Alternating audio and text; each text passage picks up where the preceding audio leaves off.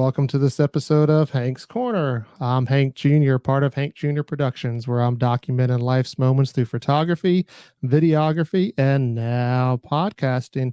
And for this 4th of July weekend, I definitely got a special guest on. You're going to love her voice. Please welcome Kate Boytek. Kate, how are you doing today?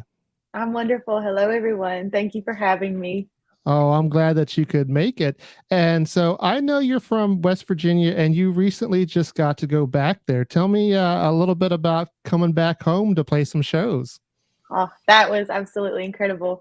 I did two shows in 1 week at my home in my hometown for the West Virginia Freedom Festival, and I had the amazing opportunity to open for Easton Corbin and Low Cash, who were both absolutely incredible and so nice behind the scenes, which is always just a wonderful plus to the whole thing. And man, my hometown has been so supportive of me throughout my journey. So to get to look out and see all their faces in the crowd while I was performing was really a unbelievably special moment for me.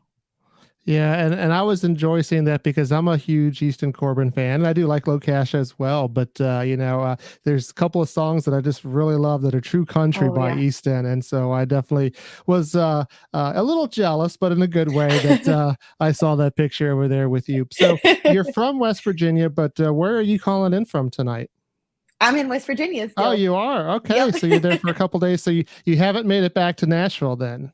Not yet. No, I will go back to Nashville the end of July. So my Okay, home is still located in West Virginia, and then okay. I travel down to Nashville once a month. I'm down there. Okay, it just seems, I guess, that you're always down there, but I'm uh, always down there. yeah. So tell me what's it like growing up in West Virginia? It's wonderful and southern. We I grew up in the southern coal fields of West Virginia, so I come from a very small coal mining town, which I love. My mom was a hairdresser for 20 years here, so I kind of grew up in a beauty shop and got to partake in all the gossip and everything that was going on. So I know all the secrets. So, But no, it's a wonderful community. Very friendly and humble community. I'm very, very fortunate to be from Logan County, West Virginia. okay, and should I happen to go that way, where are some places that I just have to visit there in West Virginia? Definitely the Greenbrier. That would be first stop for sure. And we have some really beautiful national parks. If you're ever in my hometown during Christmas time, the Chief Logan State Park puts on one of the best Christmas light production shows that you will ever see. I mean, there's thousands upon thousands of lights and different attractions that you can see, and there's a museum that they open. So I would definitely check that out in this area. We have the Hatfield and McCoy trails. So if you do any riding of any sort with four-wheelers, ATVs, all that stuff, you should definitely come check that out because it's Yeah, super fun. yeah, and I've definitely heard about those trails. That's something that people talk about, and Mhm. I'd love to get up there maybe one day, and maybe in the fall would be a great time for me to do that because I like the nice cool weather. I'm here in Tampa, Florida, and it is hot. Oh, yes, I would So say. it's Yeah, okay for some days in the summer, and the beach is nice, but the rest of the days it's just, oh man, it was so hot. And I did a wedding this morning about 9 o'clock. I was doing photos for that, and I mean the poor groom, like I don't know why, but he was actually in a suit. So I told him, I said, man, you're gonna Oh, sweat like crazy, but we did great, had a good time, and so it's a nice young couple that got married. So tell me a little bit about you deciding to go into the music industry, because my understanding is it started when you were very young, like around the age of 5. yes, I did. I did my first county fair at a talent show here in West Virginia when I was 5, and then progressed through church. My great grandma, she played guitar in church, and so I grew up singing in a Pentecostal church and learned all the, we call them redback book hymns. Mm-hmm. So and then it just kind of progressed from there into my teen years. I started doing charity events, and our local theater would host a talent show, and it was also a charity event. And I would enter with the America's Got Talent season 6 winner, Landau Eugene Murphy Jr. Oh before wow. he before he was America's Got Talent winner, we would enter these talent shows. We're both from the same hometown. And I guess that's where you could say that the love of it, really developed. My mom always sang and my family always sang. So it was just a very natural thing in my family, and just flowed really, really easily as far as being exposed to different ways I could go into singing and things like that. In my early 20s, I was very fortunate to get connected with Scotty Hawkins, who is unfortunately now passed away, but he was the drummer for Reba McEntire and Mm-hmm. Kix Brooks and several others. And he took me under his wing and Wow. showed me around. That's when I really started pursuing it as a career and a profession full time. So Yeah, I was about what a 20, great mentor 22. to have. Yeah. Oh, yeah. So let's back it up to when you're 5 though. What is a Okay. 5 what is a 5-year-old singing? What were some of the songs that you used to sing at 5? Oh, well, my talent show song was Sea of Cowboy Hats. Mhm. And then, a lot of the first song I ever sang in church was keep on the sunny side, always on the sunny side. So we did a lot of I'll Fly Away and things like that. Man, I feel like a woman. My mom was always singing Shania Twain. She was singing early Reba McEntire, and so I grew up on a lot of that early stuff, the, Winona Judd stuff and Trisha Yearwood and all that. We had a karaoke machine in the garage. So, Okay. Yeah, because I always like asking that question because some of the artists that I've talked to, they'll tell me something like, well, yeah, I used to sing fancy, but I didn't know what it was and what it meant until I got older. And so it's kind of interesting to hear what they used to sing as a kid. But oh, yeah. uh, so you used to be karaoke Oh, karaoke the queen. queen. Okay. Karaoke queen, right beside my mom. That's awesome. And speaking We about your did. mom, your mom is also, musically inclined as well. And one of the songs that she wrote for you was "Till the Whiskey Runs Dry," correct? Yes, that's correct. So we're going to go ahead and play that song here on Hank's Corner, and then when we come back, if you don't mind, I'd like to hear the backstory of that. Absolutely. Thank you so much.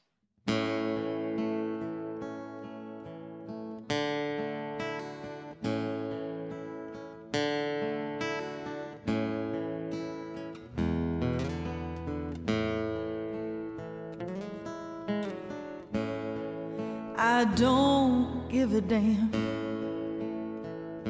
which side of the fence it all falls on. I never know the difference between right or wrong. The only thing is you're not here and I'm alone. But I'll keep drinking till the whiskey's gone.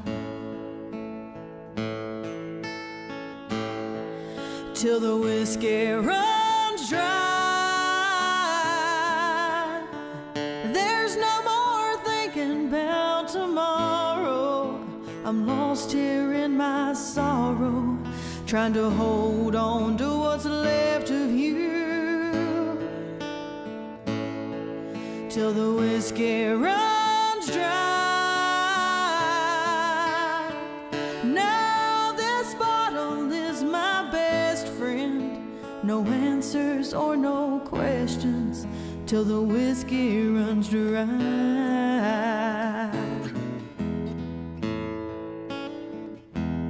As I lay me down to sleep, praying it's you I see in my dreams, or is it in my mind? If I die before I wake, I hope God will understand how much I love the man. He needed more than I. Till the whiskey runs dry. There's no more thinking about tomorrow. I'm lost here in my sorrow, trying to hold on to what's left of you. Till the whiskey runs dry.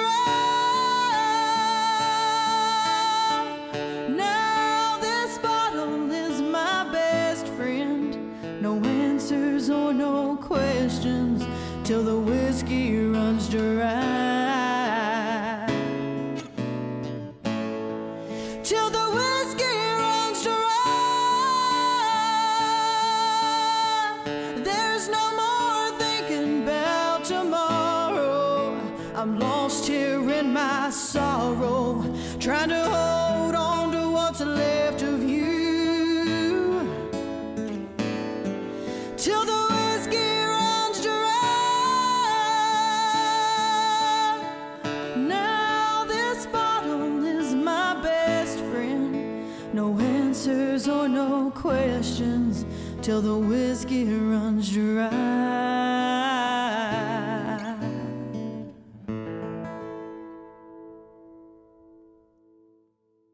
Welcome back to Hank's Corner. I'm Hank Jr., part of Hank Jr. Productions, and that's my special guest, Kate Boytek, singing Till the Whiskey Runs Dry. So I know that that's a very special song in your family. Can you share with us, the backstory to that? Absolutely. My mom wrote the song. My family, my mom had three siblings, my Uncle Raji, my Aunt Lisa, and my Aunt Diana. And they were diagnosed in their teenage years with a very rare form of muscular dystrophy. And within a 10-year span of from the diagnosis, they had all passed away. So my senior year of high school, my Uncle Raji and Aunt Lisa passed, and then my Aunt Diana had passed when I was 3. So, and the reason I tell you all that is because that song is directly linked to that. My Uncle Raji and my mom were very, very close. And one night she was missing him, and as usual. And she had had a couple glasses of wine, she said, and the song just came out, through the emotion that she was feeling at that time for my Uncle Raji. And she said that she wrote whiskey because Till the Wine Runs Dry just doesn't have the same ring to it. But the song is dedicated to him and to his memory. And I'm just really grateful that she trusted me enough with something that was so raw to her that she allowed me to sing it, and I can share it with everybody in hopes that it helps them heal, because that was her healing process for that, through that time. Yeah, and I've always said it on my show here that music does help heal. I mean, it can lift us up. It can bring us back from a place. I've talked to artists that have said that a lot of the fans will say something like, because of that song, I'm still here today, Mm-hmm. or like I said, something like this that just kind of heals. And I know it's very personal to both of you, more so maybe to your mom. But when you're up on stage, do you ever get emotional singing that, or have you been able to just kind of, because you're a performer, just get up there and do your thing? I do get emotional when I sing it, and that's not really a song that can support the, when you start crying, if you're singing, it constricts all of this, and that song's, quite difficult to sing. I don't perform it a lot live because it is very emotional for me. But when I do, upon special requests or things like that, or because I, I feel led, if I feel led to sing it during a performance, then I really try to just kind of get in a certain focus place so that I'm able to get through it and get it across the way people need to hear it so that they can connect to it without me crying through the whole thing. Well, it's definitely a great song, and thank your mom for writing that. And does she write any of your other songs? She does. We co-write a lot. I don't have a lot of her songs on the new album because she's not been able to write a whole lot because she travels with me with my children so that I can do this. I have 2 little girls. So Okay, she either keeps them or goes with me. right, and that's one thing I do know about you is that, and your mother is that she helps write stuff, but then she's also helping watching the kids while you're traveling, and how great is that to have that kind of support system? It's incredible. I'm not willing to sacrifice being the mom that I want to be, because that's just first and foremost to me. And I absolutely love music. So I have been unbelievably blessed that she shares that love and passion as well. So we've just combined all of that. And she's just like, I'll help with whatever so that we don't have to, give up one or, anything like that, give up your music. So that's kind of the journey, and it's been beautiful. Well, thank God for moms on that one. And you mentioned your kids, and I know it's a little bit private, but I know you got one that's a little bit younger and one that's a little bit older. What do they think about it? Do they realize, hey, mom's a star out there, or do they just like, yeah, that's just what she does? No, I get, Mom, do we have to hear this song again? We've heard it 5,000 times. Yeah. So, I know that they enjoy it, and it does provide a lot of, like, there's cool things, like, that they get to do and stuff like that. So they like that side of things. But mostly it's just, please take this song off repeat. That's funny. Are either one of them, also inclined as well to keep the family business going? My oldest, she is getting in. She did piano for a while, and I'm trying to get her into guitar some. She doesn't like the way it makes her fingers feel, but she has expressed interest in violin. So that's our Okay. next journey. And my youngest, she just loves to sing all the time. So, I feel like she'll probably go right along the lines of that. All right, that's cute. And I wanted to talk about, you got some things that are unreleased right now that are coming out. One of them is "Damn You for Loving Me," right? Is that correct? Mhm. Uh, Yes. Tell me a little bit about this backstory. Well, Damn You for Loving Me was written, is a co-write. I had the incredible honor of working with Brian Carper down in Nashville on this one. Um, this song, so we sat down in the room. I'll just tell you guys how it happened. We sat down in the room to write this song, and he said, "What are you feeling today?" And I, I went through a divorce a couple years ago, and for some reason that had been on my mind, that morning. And I said, "Well, I'm thinking about one of the last days in my house that we shared together." And he said, "Let's write about it. What were you doing?" And that's how this song formed. So it's literally one of the last days that I had in my house and the emotions that I had going through the divorce at that time. Okay. And how easy is it for you to put yourself out there for other people? I know for some people, a lot of times they're kind of guarded, and occasionally they might bring a very personal song out, and then others they just kind of put it out there all the time. How is it for you? I've never been asked that question. um, I look at music, like you said earlier, as a healing process. So when I write, I don't really think of thousands of people hearing it. I think of the healing that is happening during the process. And then after it's done, I think, I hope this heals everyone like it's healed me. But that's the initial thought that I go with. And I just try to be as real and as authentic and raw as possible, because I do use it for a healing process. And then thankfully, when I'm done, it usually helps other people in whatever way that it can. And that's the goal. That's the whole reason that I sing and that I write and that I put these songs out there, is so that people can connect and experience that same healing process. But going in, my initial thought is just, I need to get this out on paper, out of my body into paper and into song. That's my healing process. And so that's interesting that you did say, like, you just kind of went in there and he said, "Hey, how you feeling today?" Because a lot of artists, singer songwriters, they carry their phone or notepad around with them, and every little thing that they're throwing notes in there and doing that. But here's an example of where that didn't happen. Yeah.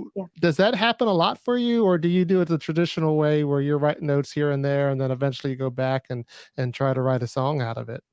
You will very rarely see me without a notebook and a pen. I do carry one around, and I'm constantly writing things down, titles and ideas and things like that. But the last three sessions, and I have written songs, from that, and went back in and pulled lyrics and pulled ideas and titles and etc. But the last three times that I've written in Nashville, um, it kind of just was very just kind of spontaneous, I guess, spontaneous thoughts that I had with me. We didn't really pull anything off of the paper, so those just kind of flowed out the way that they needed to. We just released resistance, and we're like, okay, let's go with this.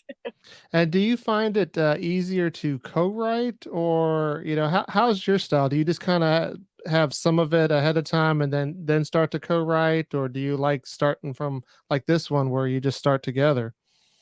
I love all the processes. I love writing by myself. I love writing as a and I've been very, very fortunate to have some amazing, co-writers on my songs. So, and they're incredible. And what they bring to the session is just, you know, that's priceless. So both processes I definitely enjoy. And with the bringing my notepad along, I enjoy being able to go back and say, oh man, this idea I had, on da da da da da date would be perfect for this song that I'm writing now.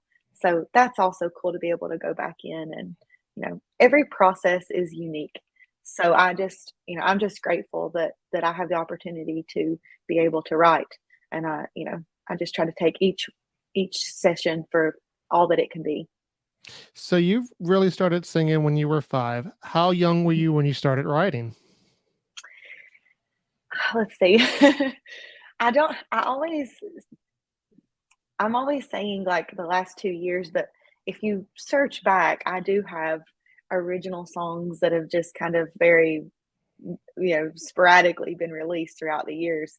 Some of those are pulled down now, but I don't like to say that I was a songwriter prior to the last 2 years because it was just so sporadic and I didn't put the time that I needed to into it. But the last 2 years, I've really buckled down. There's not a day that goes by that I don't write something. Okay. And you told me before we started that you have another song that's unreleased, and kind of Yes. going to have it as an exclusive here on Hank's Mhm. Corner. It's called "Thanks to You." So let's go ahead and play that, and we'll come back and talk a little bit more.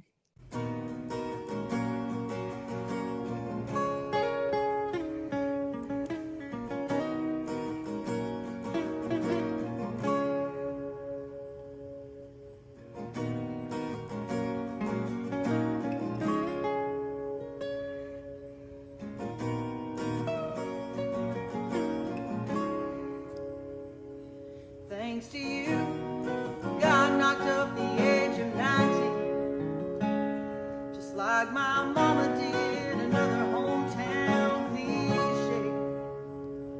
I made your breakfast and your supper, and put my dreams on that back burner, and watched 11 years go up in flames. Thanks to you, I miss my higher education. Learn the hard way, we all reap what we sow. What I have shined in all my glory, and wrote my own life story. Thanks to you, I'll never know.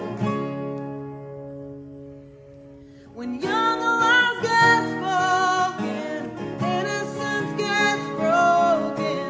Did any part of you want to stay?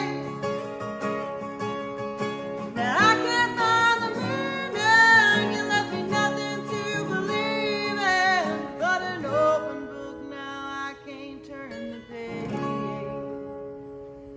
Thanks to you, I was left here with no lights on, and bedtime stories about how Daddy had to fly. You let a stranger in the dark break both our babies' hearts. Thanks to you, neither one of them know why. When young lies get spoken, innocence gets broken. Did any part of you want to stay?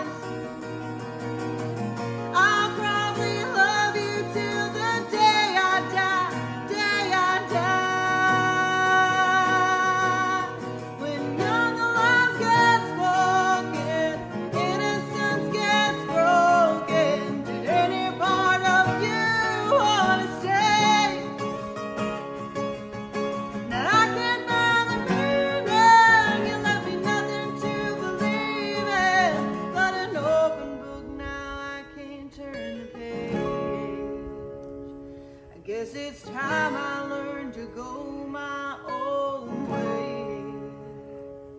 Thanks to you. And that was Thanks to You by Kate Boytek, an exclusive here on Hank's Corner. I'm Hank Jr. So tell me, going to one of your shows, what can somebody expect? I leave it all out on the stage. Are you Um, high energetic? yes. Yes, I like to pretend I'm Bon Jovi when I'm up there. Okay. So you're just rocking, and are you climbing anything and jumping around and all No, that good stuff? that's just because I'm not very hand-eye coordination is limited. Okay. So And a little shameless plug for my buddy over at the B4 in Nashville, George Davis, worked well with him. You mentioned something on there that you didn't mention Bon Jovi, but you mentioned you wanted to get out there like Aerosmith, and it just did not work out for you. yes. So I always tease and say I was born in the wrong decade.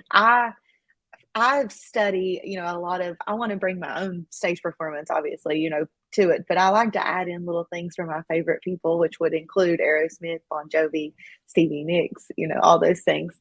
So I've tried several different things I saw, and I believe I told the Before Nashville, Mr. George Davis, this. Hmm. I had I had went and seen Aerosmith, and I saw him pull the mic out of his mic stand, and he did it kind of Hmm. aggressively, but it was super cool because he's Aerosmith, he's Steve Yeah. Tyler. So I thought, I'm doing that. It's happening. Well, I did it, and I muted myself for the entire song, and everyone was just looking right at me like, we can't hear anything you're saying. Oh wow, So it happens, right? it happened. If it's going to happen, it'll happen to me. But at my shows, I just come out there, and I like to just leave you guys feeling happy. And, I'm super happy always to be there in that moment with you. That's my favorite place to be, is on that stage, sharing those songs with you and sharing that energy with you. So the feeling that I have up there, I just try to give 200% of that to you so that you can connect with me on that, and for that moment, we just share all of that together. So that's what I try to bring to the stage, each emotion of each song to its full potential, so that I can share it with you guys. That's awesome. And I definitely would love to get to one of your shows in the near future. And I do believe that you have something big coming out on July 15th as well. Oh, yeah. I'm so excited. I'm opening for Drew Parker in Charleston, West Virginia at Live on the Levee. It's free admission. So please come see us. It's a big outdoor event. There's usually vendors and everything. They block off the street and stuff like that. So if you're around Charleston, West Virginia, July 15th, come see me and Drew Parker at Live on the Levee. I believe the show starts at 6:30, but it is on my website page, so you guys can find all the information there. Okay, that definitely sounds like a fun time.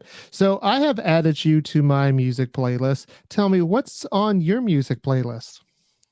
What's on mine? Oh my goodness. I jumped from everything from Etta James to Midland to here lately. I've been pretty obsessed with Midland and Greta Van Fleet. It Okay. jumps around a lot.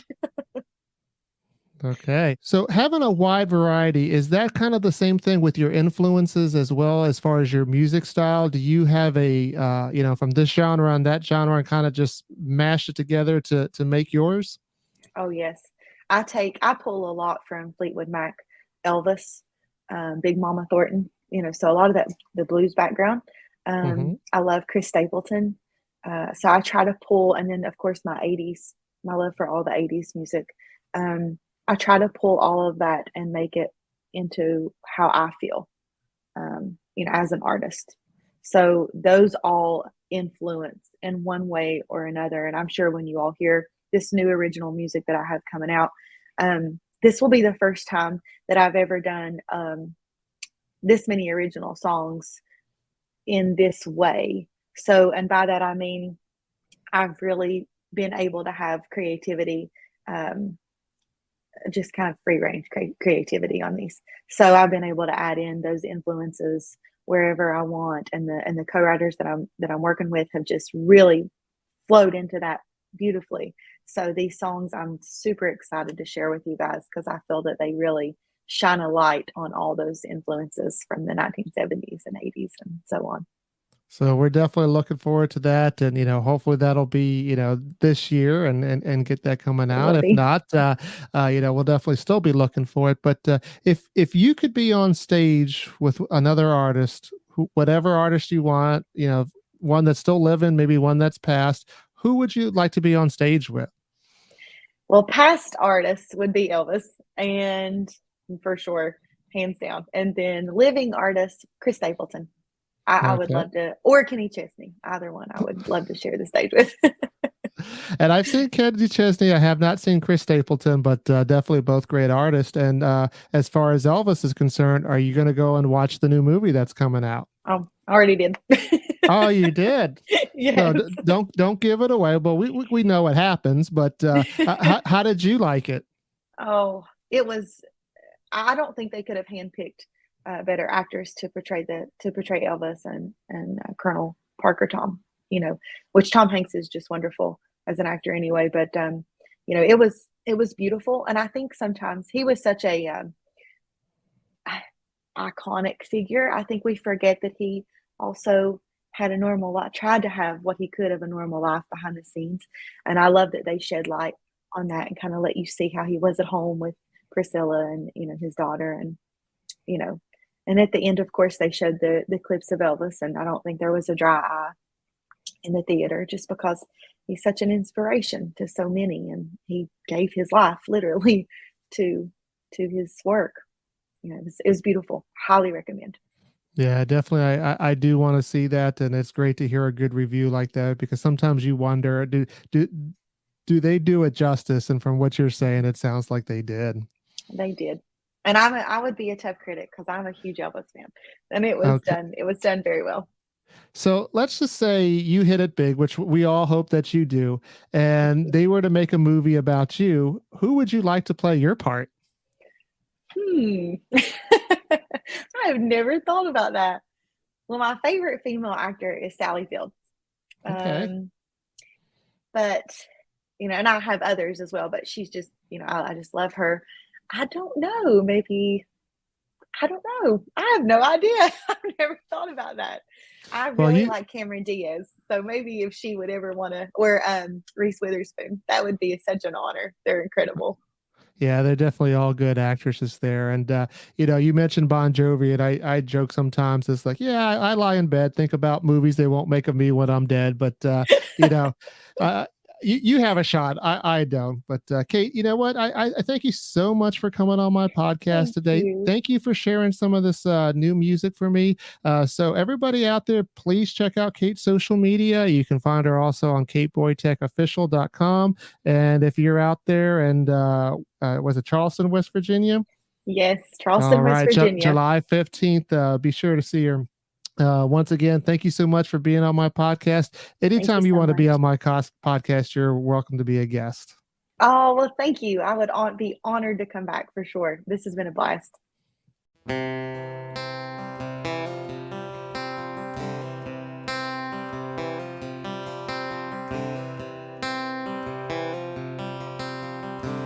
I said, what the hell's the problem? Why can't you settle down? Is it something I can change?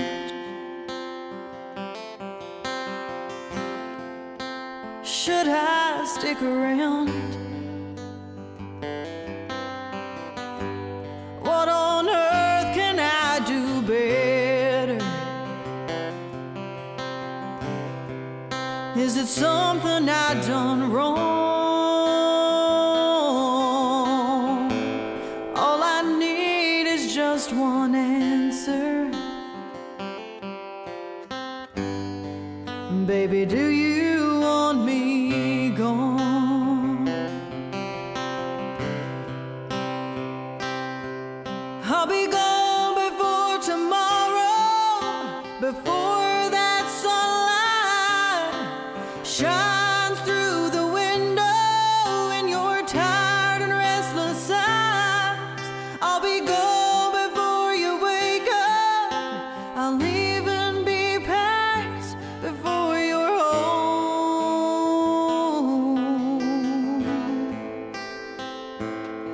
When you leave again this evening, just know in the morning I'll be gone. You know you took my love for granted. One-way love don't last too long. When you wake up wanting kisses, you wake up and I'll be gone.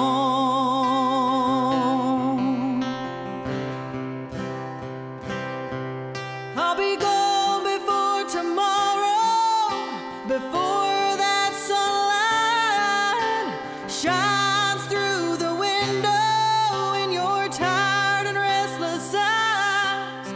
I'll be gone before you wake up. I'll even be packed before you're home.